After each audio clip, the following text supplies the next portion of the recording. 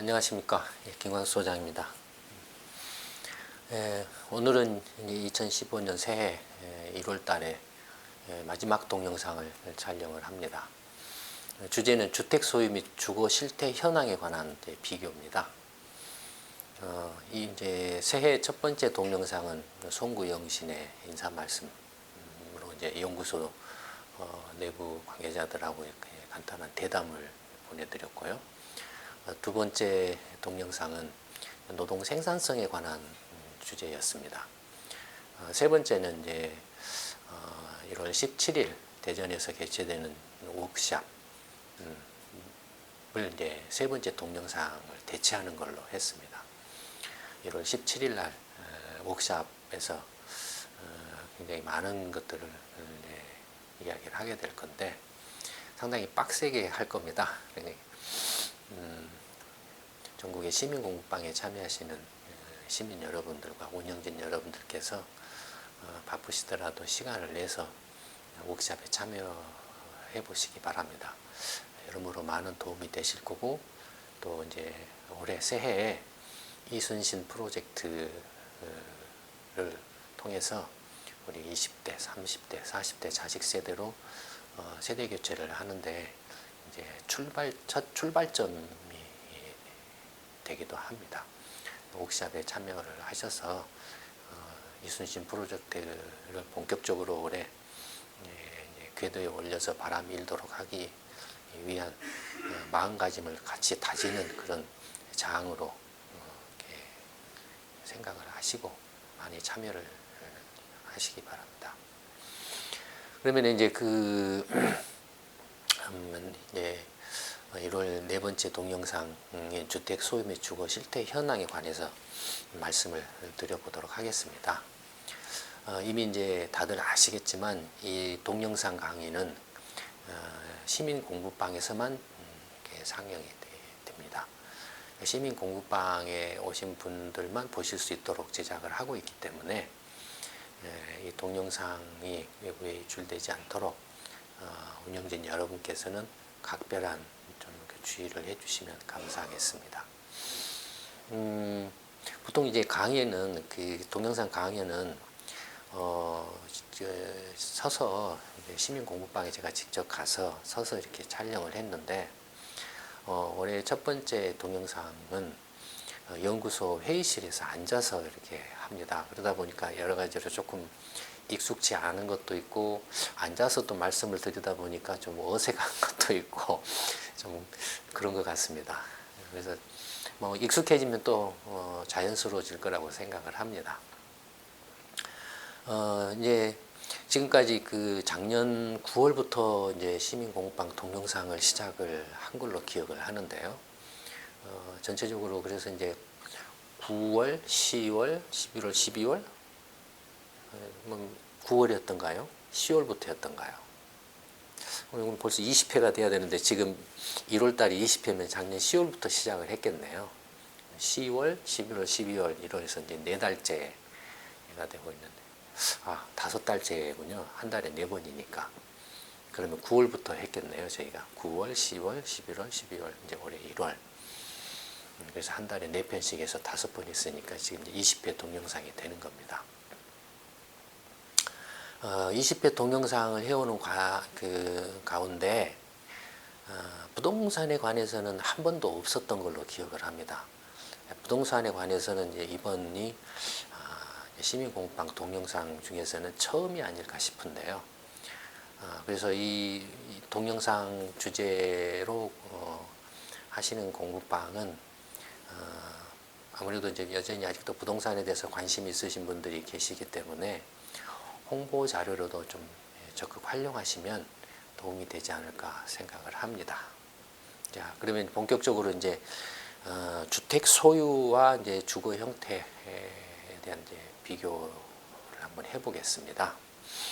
전체적으로 이제 한국의 이제 주택 현황을 보면 주택을 이제 소유를 하면은 그러니까 주택을 이제 소유를 보통 이제 개인들이 소유를 하죠. 그래서 지금 이제 통계청이 최근에 주택 소유 현황이라는 이제 통계를 발표를 했습니다. 이제 주택은 누가 소유합니까? 각 개인들이 소유하죠. 그렇기 때문에 개인 소유 주택 현황이 되죠. 전체적으로 이제 그 한국의 전체 주택 수는 2013년 이른바 이제 그 주택 등기인가요? 주택 대장인가요? 그러니까 통계청이 이제 그런 등기라든지 이런 것들을 이제 기초로 해서 조사한 거니까 거의 정확할 겁니다. 전체 총 주택 수는 2013년 기준으로 1,563만 호로 나타나고 있습니다. 1,563만 호 가운데 이제 이 1,563만 호인데 개인이 소유하고 있는 주택 수는 1,343만 호로 나타나고 있습니다. 그러니까 전체 총 주택 수의 86%를 이제 민간 개인이 소유를 하고 있다라는 거, 개인이 집주인이라는 거죠. 그럼 나머지는 예를 들어서 이제 국민 임대주택이라든지 뭐 공영 관사라든지 아니면 이제 뭐 이렇게 그 복지 차원에서 제공하는 이제 무상 임대주택 같은 것들이 이제 나머지를 차지하겠죠. 그래서 개인이 이제 그 소유한 전체 총 주택 수는 1,340만 호에 달한다라는 겁니다. 근데 이제 이 총 주택에는 단독 주택도 있고 뭐 아파트도 있고 연립 주택도 있고 뭐 다양한 주택들이 다 포함이 되어 있죠. 많은 분들이 관심을 갖는 것은 이제 아파트입니다. 그래서 이게 전체 아파트를 보면은 개인 소유 주택이 1,343만 호 가운데 2013년에 전체 1,343만 호가 이제 개인이 소유한 주택인데 그 중에 이제 한 사람 그러니까 단독으로 주택을 소유한 숫자가 이제 1,210만 호 정도입니다. 그다음에 이제 공동으로 소유한 주택이 한 130만 호 정도 이렇게 나타나고 있습니다. 그러니까 개인 단독 명의로 주택을 소유한 게 1,210만 호 정도 되고, 그다음에 두 사람 이상이 공동으로 소유한 게 이제 130만 호죠. 그러니까 두 사람 이상인 경우는 어떤 경우겠습니까? 예를 들어서 이제 부부가 공동으로 주택을 구입을 한다든지, 아니면 투자 목적으로 두 사람 이상이 공동으로 돈을 내서 주택을 이렇게 산다든지 한 경우가 이제 이른바 공동 소유가 되겠죠.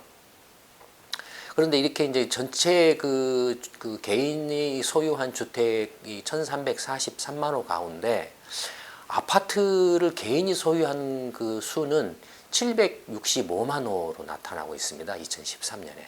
그러니까 전체 주택 가운데서 개인이 소유한 아파트는 765만 호니까 전체 1,563만 호 총 주택 가운데 약 절반가량을 개인이 아파트로 소유한 걸로 이렇게 나타나고 있습니다.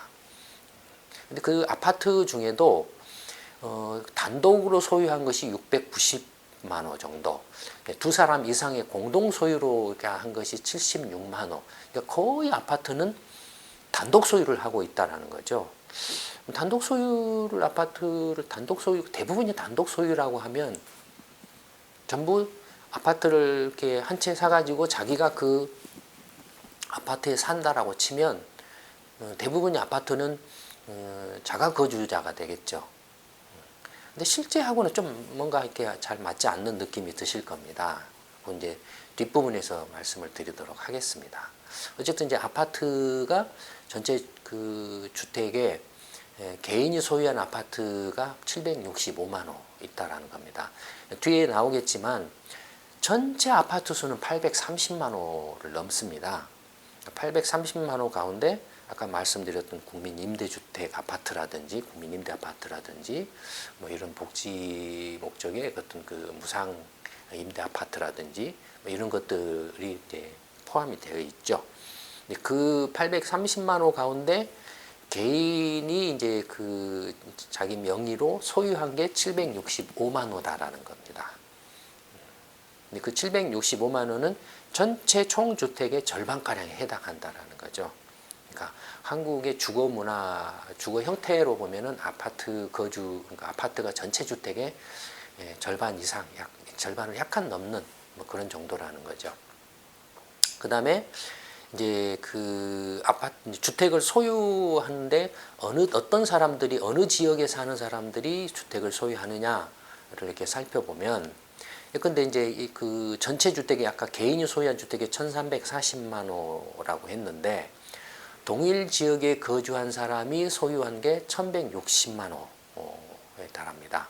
그다음에 타 지역에 거주한 사람이 소유한 게 약 176만 호로 이렇게 나타나고 있습니다.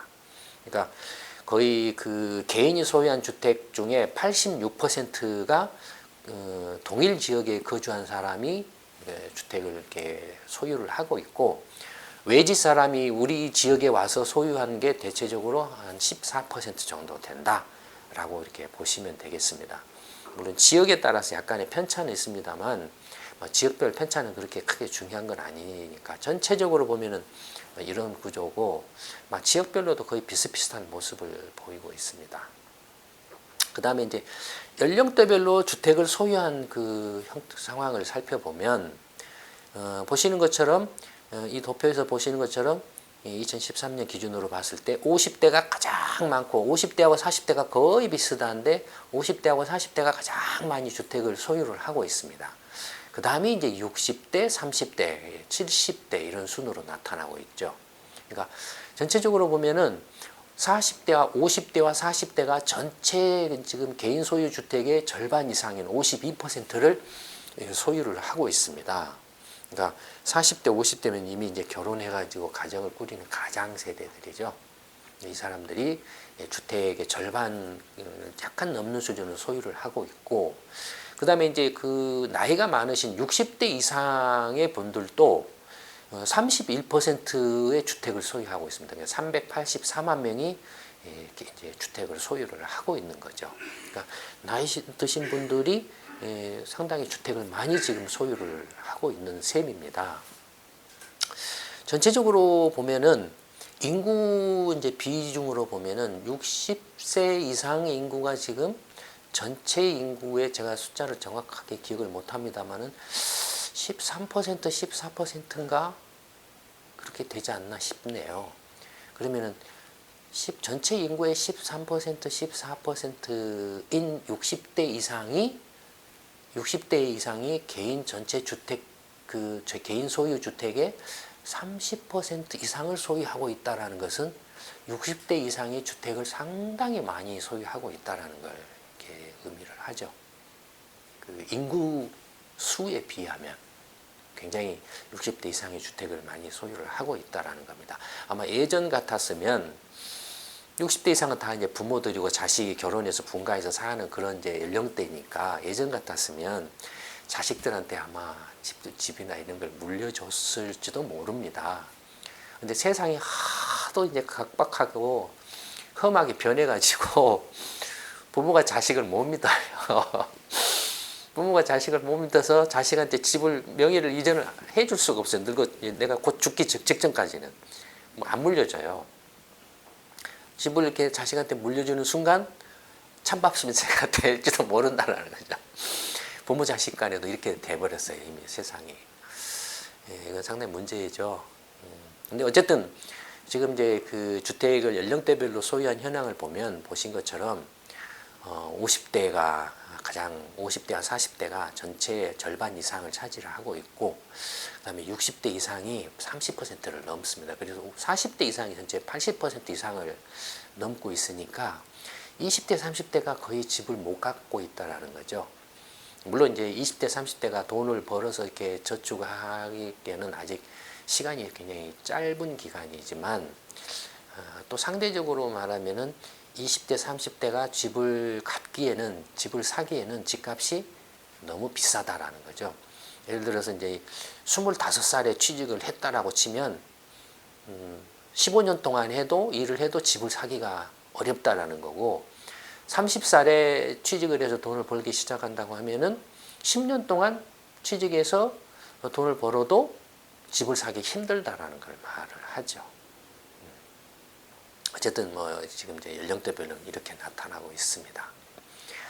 그다음에 이제 그러면은 개인들이 이렇게 주택을 다 소유를 하고 있는데, 거의 86% 이상을 개인이 소유를 하고 있는데, 그러면 개인당 주택을 몇 채 정도를 소유하고 있느냐를 이렇게 보면 여기 보시는 것처럼 이제 이건 지분별이고 건수별로 있지만 사실 거의 똑같은 비슷합니다. 차이는 없습니다.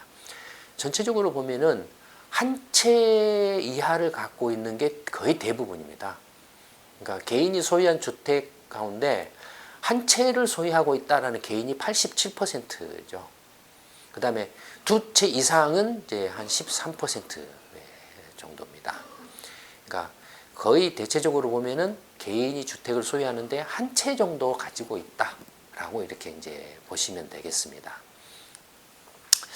근데 뭔가 이게 지금 앞에 설명이 지금까지 설명이 좀 이렇게 찝찝하지 않습니까?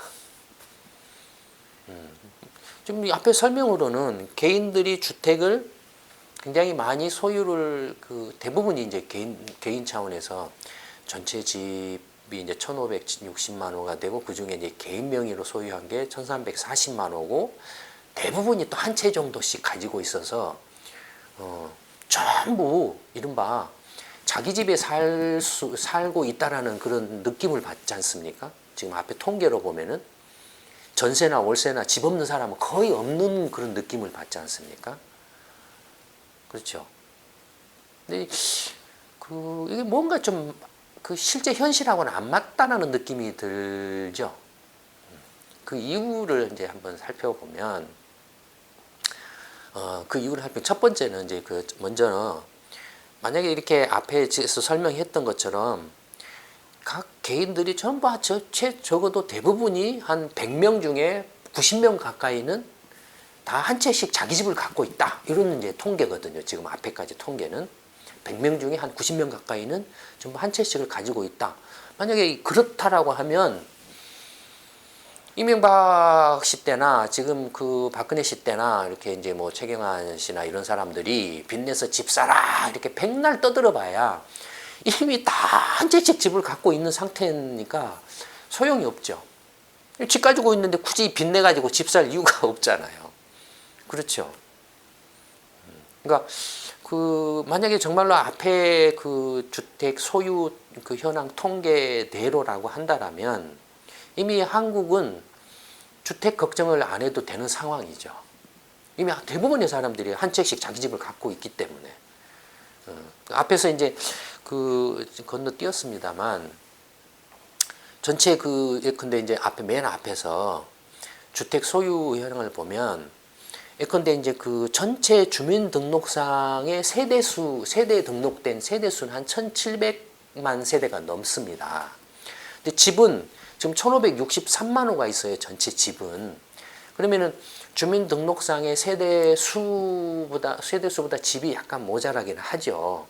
하지만 이제 2인 단독 세대가 아닌 두 사람 이상인 세대, 2인 이상 세대. 그러니까 말하자면 혈연 기준으로 했을 때 결혼한 사람이라든지 부모 자식이라든지 부부라든지 뭐 이런 2인 이상 세대 수로 치면은 1,300만 세대입니다. 2인 이상 가구는. 그러면 1,300만 가구로 계산하면은 지금 전체 집이 1,560만 호니까 지금 200만 호 이상이 250만 호 이상의 지금 집이 남아 돌고 있는 상황이죠. 실제로 그렇습니다. 그중에 일부는 근데 시골 같은 데 가면 허름한 이제 농가라든지 이런 것들도 다 빈집들이 많잖아요. 뭐 그런 것도 있고 실제로 지금 이제 대도시 지역에도 빈집들이 많습니다. 대도시 지역에도. 근데 구도심 지역 같은 경우는 텅텅 비어 있는 데가 많아요. 구도심 지역 같은 경우는 뭐 신도심이라든지 뉴타운 했다라고 하면 인구는 이제 멈춰 있기 때문에 집을 새로 지면은 어쨌든 간에 누가 들어가서 살아야 하는데 사람은 멈춰 있으니까 그러면 결국에는 헌집에서 살던 사람이 새 집으로 간다 이거예요. 그럼 헌집은 비게 된다라는 겁니다. 그러니까 낡은 집이나 구도심 지역은 집이 비거나 공동화 현상이 일어났다는 거죠. 그러니까 이미 집은 남아도는 상황이라는 겁니다. 예를 들어서 주민등록상의 세대수 1,700만 세대에는 예를 들어서 이제 자식이 뭐 지방에 있는 사람이 자식이 대학을 수도권에 가서 이제 하면은 생활하기가 불편하니까 거기에 세대 분가 독립로 등록을 해요. 주민자치센터 가가지고. 근데 그건 사실상 실질적인 세대가 아니거든요. 기숙사 생활하거나 뭐 이렇게 방 하나 빌려서 살거나 하는 그런데 그런 경우 이른바 1인 세대죠. 그러니까 1인 세대 가운데는 상당수가 실질적으로는 가족 그를 구성하는 세대로 이렇게 편입을 시키면은 아까 말씀드렸던 1,300만 세대로 확 줄어듭니다. 그러니까 이미 집은 남아 돌아요. 그러니까 주택 보급률은 지금 엄청나게 이제 넘은 상태죠. 문제는 이제 일반 이제 그 각 개인들이 또는 국민들이 살고 싶은 원하는 주택, 이제 주택의 질이죠. 이게 이제서 살고 있느냐가 문제죠. 근데 어쨌든 간에 집은 현재는 이제 남아 돌고 있다라는 겁니다. 그리고 이제 방금 말씀드렸던 것처럼 집은 남아 돌고 다 자기 집을 마치 한 채씩 갖고 그냥 집 걱정 없이 살고 있는 것처럼 보여요. 근데 실제는 어떻습니까? 실제는 뭐 지금 전세나 월세 사는 사람들이 널려 있죠, 지금. 널려 있죠. 이 앞에 통계는, 앞에서 보신 이 통계는, 최근에 이제 통계청이 발표한 통계입니다. 이제, 아까 말씀드렸던 주택 대장이라든지, 법원의 주택 등기라든지 이런 것들 다 전산화 해가지고, 이제 전산화 되기 때문에 이렇게 프로그램을 통해서 다 이렇게 정리해가지고 이렇게 통계를 뽑아낼 수가 있거든요. 그러니까 그렇게 해서 만든 뽑아낸 통계입니다. 근데 이제 그 2012년에 국토부가 또 이제 조사를 해가지고 발표한 통계가 있는데 주택 현황에 관한 통계가 있습니다. 그 주택 현황 그 통계 안에 주택 점유 현황 통계라는 게 있습니다. 그게 뭐냐면은 실제로 이제 그 집들을 방문해가지고 이제 설문조사를 해서 자가주택에 거주합니까? 아니면 전세 살고 있습니까? 월세 살고 있습니까? 하고 물어본 거예요. 물어봐서 조사를 한 거예요. 다 방문해서 이렇게 조사를 한 거예요.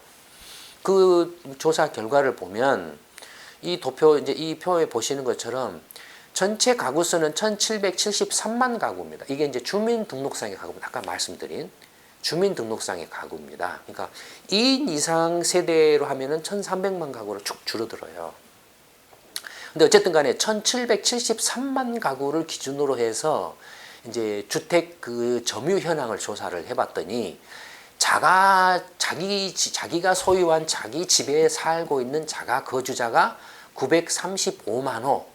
그 다음에 자기 집이 이제 이렇게 형편이 안 돼가지고 자기 집이 없이 전세나 월세 등에 사는 무주택자가 820만 호 이렇게 나왔다라는 겁니다. 그러니까 자가 거주자가 전체 이제 그 주민등록상의 가구 수를 기준으로 하면은 54%고 전월세 사는 사람이 46%죠. 그러니까 거의 얼추 거의 약간 자가주택 그 거주자가 많기는 하지만 얼추 비슷비슷하죠. 반반입니다. 그러니까 자가 거주자 반, 무주택자 반이라는 겁니다. 이게 사실 지금 실제 그 현실에서 체감하는 그 주택 그 거주하고 실정하고 맞죠, 이게 사실은. 이게. 그러니까 전월세 대란, 전부 자기 아까 앞에 본 것처럼 다 자기 집 한 채씩 가지고 자기 집에서 산다라고 하면 전월세 대란이 일어날 이유가 없죠. 근데 실제로는 이런 상황이기 때문에 무주택자가 전월세 사는 무주택자가 절반에 가깝기 때문에 전월세 대란이 심각한 문제가 되고 있는 거죠. 근데 이제 이걸 주택의 이제 그 형태별로 유형별로 이렇게 거주 그 점유 형태를 살펴보면 일반 단독주택의 그 경우에는 전체 일반 단독주택은 약 470만 가구가 있습니다.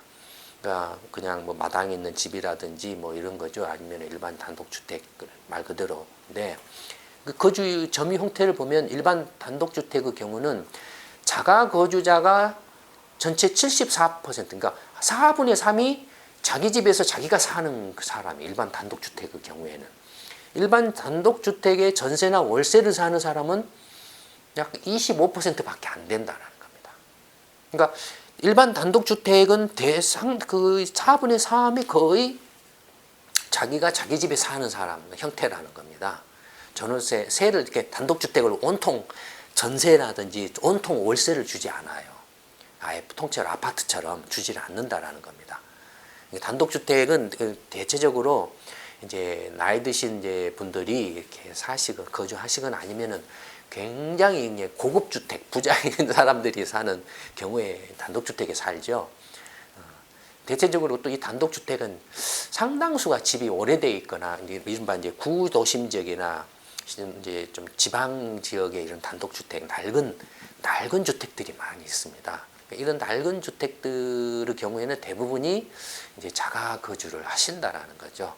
집을 통째로 전세나 월세를 주면 집이 다 부서지거나 엉망이 된다. 뭐 이런 것도 있고, 그 다음에 이런 그 단독주택의 그 전세나 월세를 살려고 하는 수요가 그렇게 많지도 않고, 집이 낡았기 때문에 그런 수요가 많지도 않고, 그래서 이런 단독주택의 그 지역에서 전세나 월세 사시는 분들은 아마도 방 한 칸이나 두 칸 정도 이렇게 빌려서 사시는 굉장히 조금 저소득계층, 형편이 열악한 이런 분들이 거주하시지 않나 그렇게 이제 생각이 됩니다.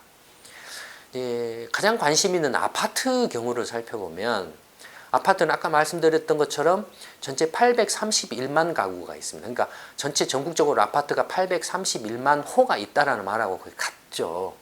831만 호가 있는데 그 중에 이제 그 자기가 소유한 아파트에 직접 자기가 사는 게 417만 호, 그러니까 딱 절반이고, 이렇게 전세하고 보증부 반전세죠. 보증부 월세라는 것은 반전세를 말합니다. 그러니까 반전세 등 이른바 이렇게 전월세에 사는 사람이 또 딱 절반이라는 겁니다. 그러니까 아파트는 자기가 이렇게 그 아파트를 이렇게 사서 직접 자기가 사는 것이 절반. 그 다음에 아파트를 샀는데 그걸 세를 주는 게 또 절반 이렇다라는 겁니다. 그러면 앞에서 전체 그 주택 중에서 개인 소유 주택이 전체의 87%, 90% 가까이 되는데, 그러니까 100명 중에 한 90명 가까이가 다 집을 소유를 하고 있는 걸로 나오고 있는데, 이게 아파트를 보면 아까 단독주택은 이제 거의 한 75%가 자기 집에 자기가 살고 있으니까 약간 차이는 있지만은 거의 이제 얼추 비슷하죠. 그러나 아파트를 보면 이건 자기 집에 자기가 사는 게 절반밖에 안 되고 나머지 절반 아파트는 전월세 무주택자들이 살고 있다는 거죠. 앞에서는 거의 100명 중에 90명이 자기 집을 한 채씩 가지고 있다라고 이렇게 나왔는데, 여기서는 지금 앞에서 아파트 같은 경우도 거의 아까 앞에 이제 그 아파트를 보면 아파트를 소유한 그 사람들 중에 거의 대부분이 그 자기 개인 소유가 700만 호에 달합니다. 그러니까 그 830만 그 채 아파트가 있는 것 가운데 한 700만 채 이상이 개인 소유예요. 그러니까 개인 소유가 760만 호예요. 나머지는 아까 말씀드린 국민 임대 아파트란 이런 정부나 지자체의 소유죠. 그러니까 개인들이 760만 호를 가지고 있는데, 그러면 그 개인들이 자기 아파트에 가서 자기가 살지, 절반만 자기가 살고 나머지 절반은 전월세를 준다? 그러면 그 아파트를 소유한 가지고 있는 사람은 어디 가서 사냐 이거예요. 좀 앞뒤가 안 맞죠. 이건 뭘 의미를 합니까? 이건 뭘 의미를 하냐면, 앞에 개인이 100명 중에 90명이 자기 집을 한 채씩 소유하고 있다라는 것은 개인 명의고, 아파트는 이게 이제 가구 기준입니다. 가구 기준으로 보면, 근데 가정을 보면은 한 가구잖아요. 가정은 가구죠. 그러면 한 가정에는 남편이 있고 부인이 있죠. 부부 두 사람이 있잖아요. 부부 두 사람이 아파트를 한 가구가 두 채를 소유를 하죠. 두 채를 사는 어떻게 소유를 하냐면은 남편 이름으로, 부인 이름으로. 그럼 개인 소유는 따로따로가 되는 거예요. 개인 소유는 남편하고 부인 이름 따로따로 하니까 개인 소유 통계는 아파트나 주택을 소유한 사람이 100명 중에 80명, 90명이 되는 걸로 나와요. 개인 소유는. 그러나 이 두 사람은 한 가구죠. 한 가구가 지금 아파트 두 채를 소유하고 있는 거죠. 그렇죠. 부부 또는 이렇게 부모 자식 간에 한 채씩을 명의만 달리하면은 개인 명의로는 따로따로 소유한 것이 되죠. 그렇지만 가구로 보면은 두 채 이상을 소유하게 된다라는 겁니다. 그러니까 부인하고 남편이 한 채씩 아파트를 가지고 있으면 개인 명의로는 개인 두 명이 아파트 한 채씩 가지고 있는 걸로 이렇게 보이지만 가구 기준으로 보면은 이 부부 가구는 두 채를 소유해서 한 채는 자기가 살고 한 채는 전세나 월세를 준다라는 겁니다. 그것이 지금 이렇게 나타나고 있는 겁니다. 그것이 지금 전체 830만 호 아파트 중에서 절반은 자기 아파트에 자기가 살고 나머지 절반은 전세나 월세를 주고 있다라는 겁니다. 그러니까 이걸로 보면은 한국의 아파트를 가지고 있는 사람은 가구당 평균 몇 채를 가지고 있다라는 걸 알 수 있습니까? 두 채를 가지고 있다라는 걸 알 수 있죠. 평균적으로. 그렇죠? 예를 들어서 부부가 한 채씩 가지고 있고 자식이 뭐 또 한 두 명이 있다면 자식마다 한 채씩 준다면 한 가구가 네 채를 가지고 있는 것이 되죠. 네 채를 가지고 있는 것이 되죠. 네, 그런 가구가 많습니다. 네, 적지 않아요. 그러니까 그 개인 명의에 다 이렇게 부인하고 남편하고 자식들 이름은 다 달라요. 그러니까 개인 명의로는 각자 한 채씩 가지고 있는 걸로 통계가 잡혀요. 앞에처럼. 그러나 이 가구로 들어오면은 이렇게 이제 자가 거주자는 그러니까 네 사람이 한 집에 살아요. 한 아파트에 살아요. 가족이니까. 근데 세 채는 전월세를 주는 거예요. 그래서 이렇게 나오는 겁니다. 이 차이를 이제 이해하시겠죠. 그러니까 어느 것이 지금 실제 한국의 주택 그 상황을 정확하게 더 반영하는 거라고 생각하십니까? 이거죠, 지금 보시는 이거죠. 이 앞에 그 개인 소유는 등기상에 그냥 그 소유 형태를 나타낸 거고, 이것이 실제 주거 상황을 이렇게 반영을 하고 있는 거죠, 이것이. 아파트는 아까 앞에서 보셨던 이제 일반 단독주택의 경우에는 아까 한 4분의 3이 자기 집에 자기가 살고 있고 100명 중에 75명은 자기 집에 자기가 살고 있는데, 아파트는 100명 중에 50명은 자기 집에 자기가 살고 50명은 이제 전월세로 살고 있고, 그다음에 이제 또 하나는 예를 들어서 이제 주거용 오피스텔이 있습니다. 주거용 오피스텔은 전국적으로 31만 가구로 이렇게 잡히고 있는데요. 이 주거용 오피스텔을 보면은 대부분이 뭡니까? 보증금 월세입니다. 이런가 반전세가 되죠. 월세에 가까운 거죠. 보증금만 살짝 걸어놓고, 왜냐면 월세 안 낼까 봐서 이제 그 월세를 조금 보증금을 받아놓고 대부분 월세를 주고 있죠. 그러니까 주거용 오피스텔은 뭡니까? 자기가 살려고 사는 게 아니라는 거죠. 월세를 내놓으려고, 즉 투자 목적으로 사고 있는 거죠. 주거용 오피스텔은. 그러니까 주거용 오피스텔은 예컨대 100채 중에 그 오피스텔에 자기가 산 오피스텔에 사는 사람은 15명밖에 안 되고 85명은 세를 주고 있는 겁니다. 오피스텔의 경우에는. 그러니까 다르죠. 아파트하고 일반 단독주택하고 오피스텔의 주거 형태나 소유 구조가 확 차이가 나죠. 그 다음에 이제 다가구 단독주택 그 경우. 다가구 단독주택은 이제 234만 가구가 있습니다. 근데 이 다가구 단독주택을 보면은 역시 그 다가구 단독주택에 사는 사람, 이제 그 34만 가구가 있는데, 자기 집에 사는 사람이 전체 37%입니다. 이 거주자가. 37%고, 63%가 이제 전세나 월세에 사는 사람이에요. 다가구 단독주택이라는 건 뭡니까? 단독주택이니까 단독주택인데 1층, 2층, 3층이에요. 3층은 주인이 살고 1층과 2층은 세를 주는 거죠. 그러니까 그런 구조예요, 지금. 다가구 단독주택이 전국적으로 봤을 때 평균적으로 보면 다가구 단독주택은 3층이에요, 평균이.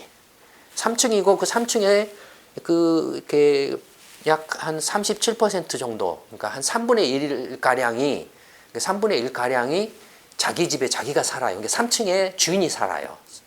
그 다음에 나머지 3분의 1층과 2층에 세를 산다라는 거죠. 그러니까 3층에는 자기가 살면서 1층과 2층에 세를 주는 식으로 해서 이른바 거주 및 투자 목적을 동시에 갖고 있는 주거 형태죠. 다가구 단독주택이. 그렇죠? 자기가 거주를 하면서 동시에 그 오피스텔, 주거용 오피스텔처럼 투자 목적으로도 이렇게 지어놓은 거죠.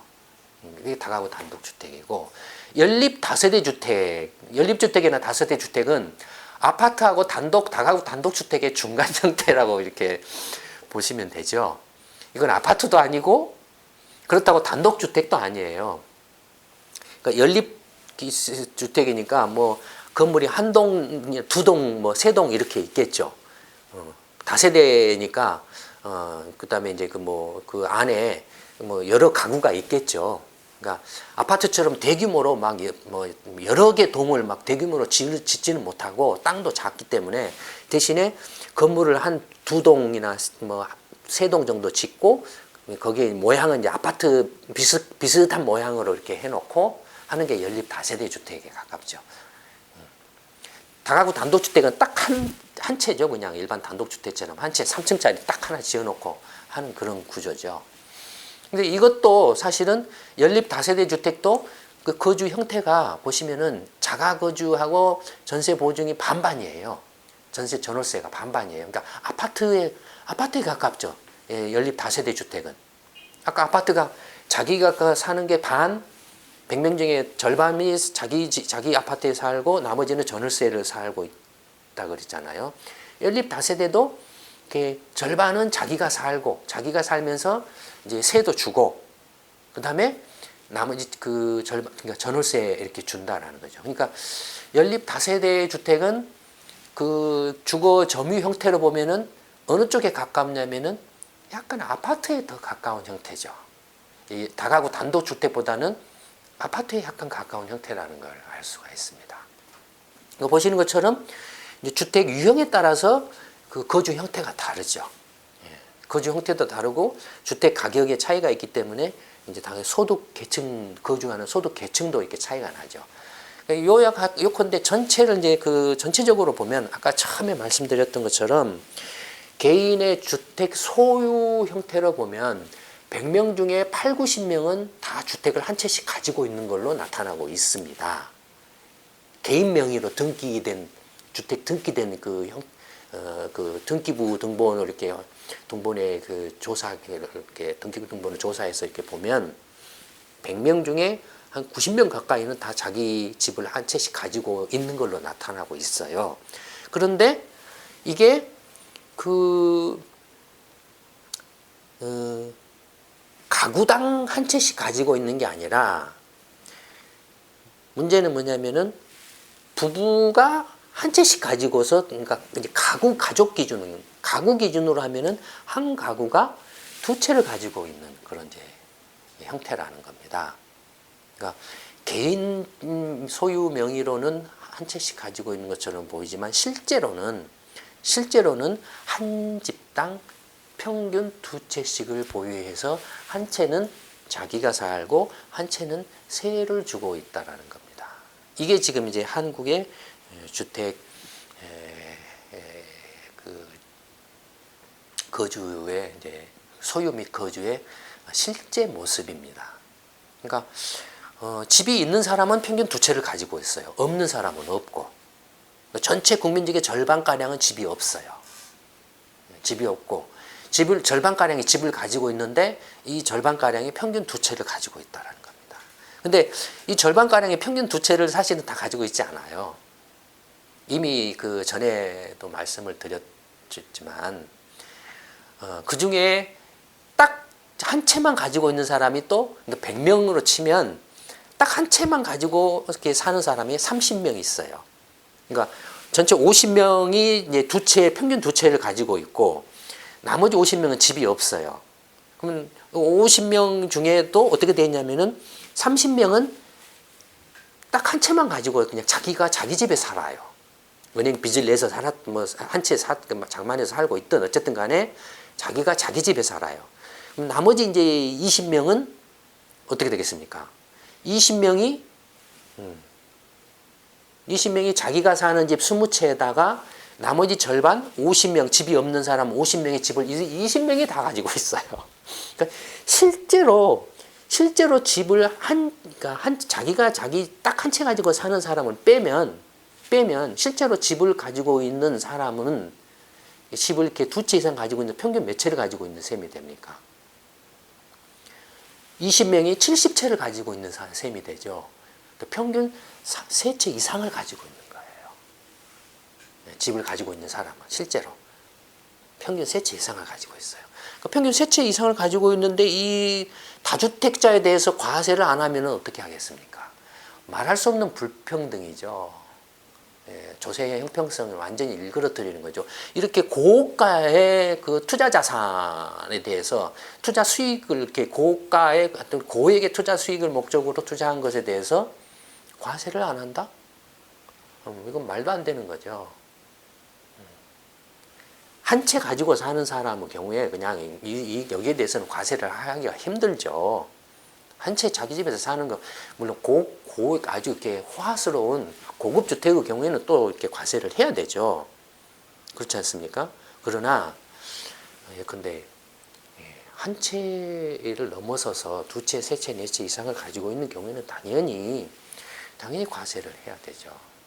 근데 지금 그 과세를 안 하고 있죠. 전월세를 통해서 얻은 수입은 세금을 이렇게 부과를 하지 않고 있죠. 그런데 반면에 어떻습니까? 시급 5,000원짜리 알바하는 사람한테는 과세를 하고 있죠. 그런 사람들이 밥 한 끼 사 먹는데도 부가세거나 이렇게 세금 과세를 하고 있죠. 말할 수 없는 정말로 조세의 형평성이 완전히 이렇게 망가지고 일그러진 상황이죠. 이런 것들이 빨리 개선이 돼야 됩니다. 그 외에 이제 이 주택 이제 소유 구조, 소유 및 그 거주 형태를 통해서 주택 가격이 어떻게 되고, 그다음에 앞으로 이제 특히 아파트와 관련해서 어떻게 될 것인가에 대해서도 뭐 말씀을 드릴 수가 있는데, 이미 전에도 말씀을 드렸고, 또 이제 경제전망 세미나에서도 설명을 드렸습니다. 설명을 드렸는데, 혹시 그와 관련해서 관심이 있으신 분들은 1월 10일 날 아마 이 동영상을 보실 때쯤이면 부산 세미나가 끝나 있을 겁니다. 그러나 혹시라도 그 전에라도 이 동영상을 보시게 된다면 부산 세미나에 참석을 하시면 그 부분에 대한 설명을 들으실 수 있을 겁니다. 어쨌든 전체적으로는 한국은 집은 사실상 남아돌고 있습니다. 가족이나 가구, 실질적인 가구 단위 기준으로 보면은 집은 굉장히 이제 남아돌고 있습니다. 그런 상태에서 이제 아파트 같은 경우는 재건축이나 재개발, 특히 재건축 시기가 막 이제 임박하고 있습니다. 지금 재건축 대상으로 들어오는 그런 이제 아파트가 100만 호에 달하고요. 1980년대까지 지었던 아파트들이 이제 재건축 대상이 되기 시작하고 있거든요. 이런 것들이 이제 재건축 사실상 거의 불가능한 상황입니다. 집이 남아돌고 있기 때문에요. 그다음에 그 정도의 지금 가격 수준에서 재건축을 하게 되면 엄청난 손해를 볼 가능성이 높습니다. 그러니까 재건축 그래도 다 지금 취소되고 있잖아요. 그렇다고 이게 재건축 이제 손해를 뭐 더 적게 보겠다 해서 용적률을 200%, 300%막 무작정 올린다, 폭락을 할 이유는 없죠. 그 집을 누가 삽니까 지금? 살 사람이 없죠. 그러면은 전월세 사는 사람들이 아직도 많으니까 그 사람들이 살 거 아니냐? 천만의 말씀입니다. 만만의 콩떡이죠. 여러분들 그 시장 경제라는 걸 너무 이렇게 무시하는 것 같아요. 특히 한국은 근데 자동차라든지 다른 시장에 가서 물건 하나 사는데 주부들이 됐든 누가 됐든 물건 하나 사려고 하면 물건값 비싸. 왜 이렇게 비싸? 되도록이면 하나라도 싸게 사려고 하죠. 근데 아파트만 되면은 그냥 갑자기 사람들이 정신이 그냥 확 돌아버려요. 확 돌아가지고 아파트를 싸게 살려고 하질 않아요. 아파트는 당연히 비싸게 산다라고. 비싸게 그러니까 이게 싼지 비싼지 감을 잃어버려요. 그러니까 이성을 잃어버려요, 사람들이. 그 대가는 아주 처참합니다. 지금 이미 상당히 그로 인해서 피해를 굉장히 크게 본 분들이 많이 계시죠. 앞으로 그 피해가 커질 겁니다. 어쨌든 그 시장 경제라는 건 뭐냐 하면 수요가 있으면 가격이 올라가고 수요가 없으면 가격이 내려가는 겁니다. 또 반면에 그 공급이 많이 늘어나면은 가격이 내려가는 거고 공급이 줄어들면은 가격이 올라가는 겁니다. 그러니까 시장 경제의 원리라는 건 뭡니까?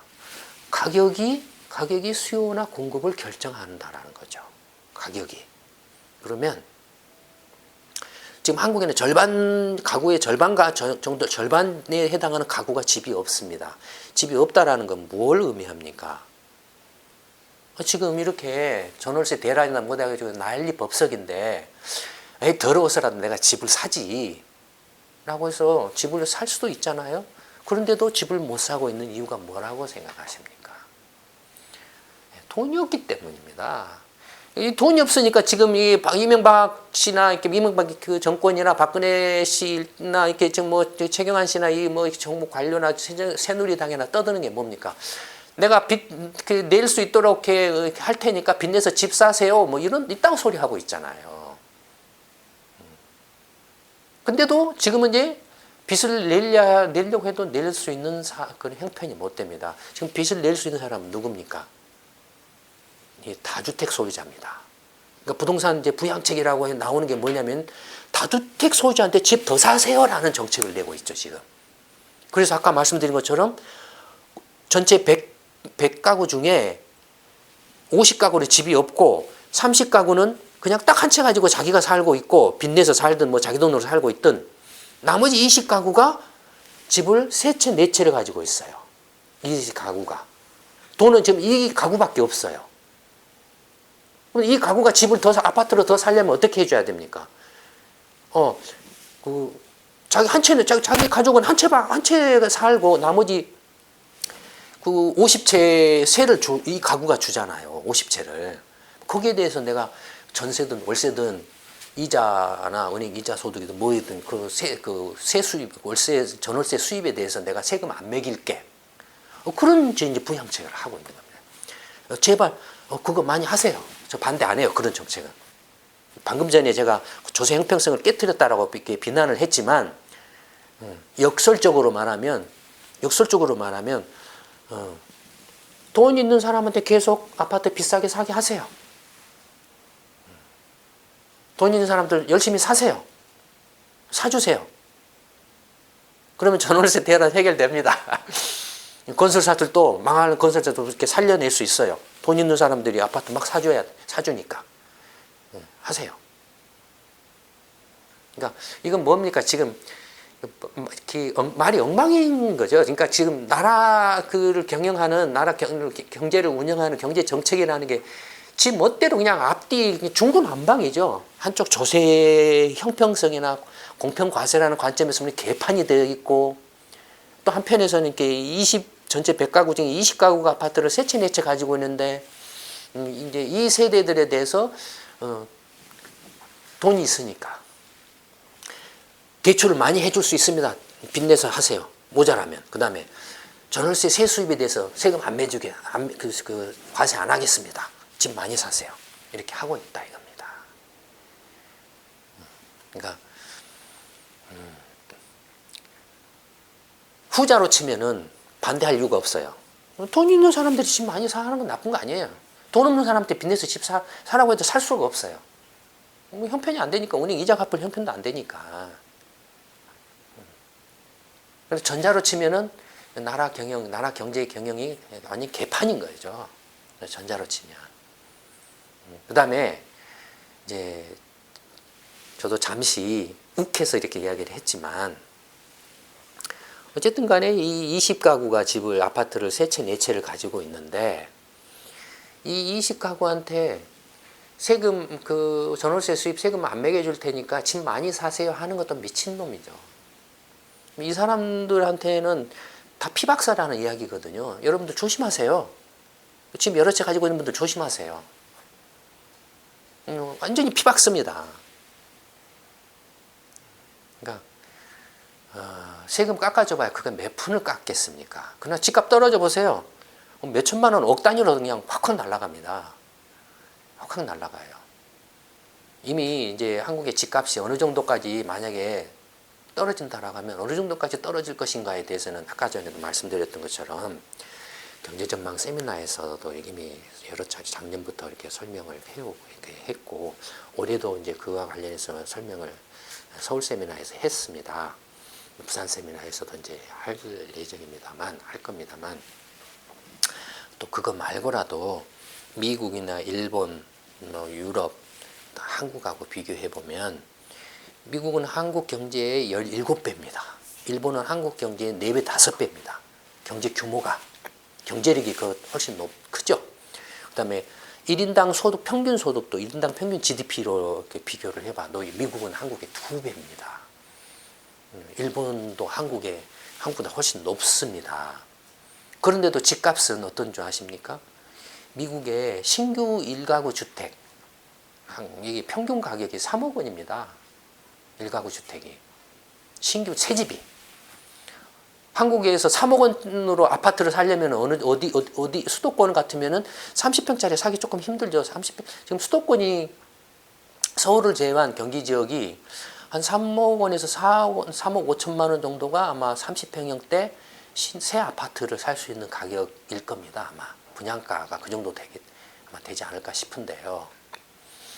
지방의 경우에는 한 2억 5천에서 3억 정도 지금 많이 올라가지고 그 정도 돼 있죠. 지방의 경우에는 한 2억 5천 전후 이 정도 되지 않을까 싶습니다. 미국하고 똑같죠. 경제력이 17배 차이가 나는데 소득 수준도 2배 정도 차이가 나는데 그런가 하면 일본의 집값, 동경 지역의 수도가 일본의 동경의 그 집값도 보통 그 새 아파트가 한국과 같은 아파트가 보통 3억 원에서 4억 원 합니다. 3억 원대죠. 한국하고 똑같아요 지금. 한국하고. 그다음에 그 중고주택 같은 경우는 2억 원대 정도 합니다 일본이. 한국하고 똑같아요. 경제 규모나 소득 수준이 훨씬 높은데, 훨씬 크고 높은데, 한국의 집값이 이걸로 봤을 때 만약에 이제 그 계속 대세 하락이 계속 된다라고 하면 어디까지 떨어질 것인가 여러 가지 한번 깊이 한번 생각을 해보실 필요가 있습니다. 네, 오늘 4번째 동영상 주택 소유와 이제 주거 형태에 관해서 말씀을 드렸습니다. 다음에 기회가 되면 또 시민공부방에서 주택이라든지 부동산과 관련해서 말씀을 드리기로 하겠습니다. 다만 시민공부방에서는 주로 이제 가급적이면 경제 전반에 걸쳐서 이렇게 이야기를 하는 걸로 하고 부동산 관련해서는 나중에 뭐 별도의 기회를 봐서 별도의 세미나를 하든지 하는 식으로 또 이렇게 하도록 하겠습니다. 오늘 동영상은 이걸로 마치도록 하겠습니다. 네, 감사합니다.